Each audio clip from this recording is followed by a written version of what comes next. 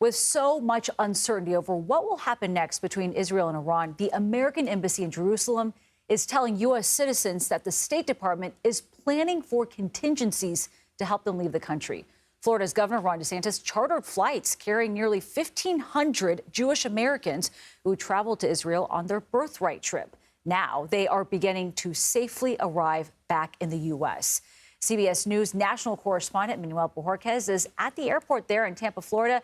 Manny, always very good to see you. What can you tell us about these flights?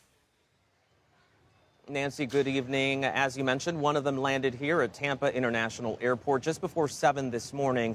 And you can imagine the relief of those passengers as they finally touched back down onto American soil. There are several groups working to coordinate the evacuation of Americans who specialize in doing that from conflict zones. And one of them is Gray Bull Rescue.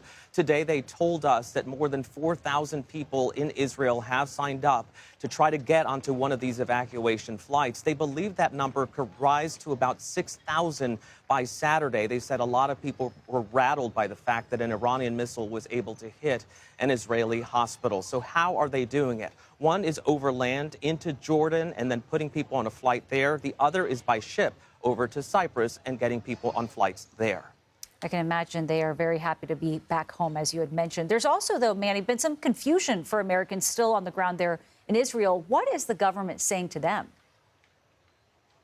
Well, the State Department continues to urge Americans in Israel to sign up through the State Department website, through the portal there, so that they know who is where should they need to urgently evacuate a certain area. But of course, the logistics of this are constantly in flux because the threat level in certain areas keeps changing. Ports close, borders close, and so they're trying their best to coordinate, but it's never really going to be a smooth process. All right, Manny Bojorquez, thank you very much.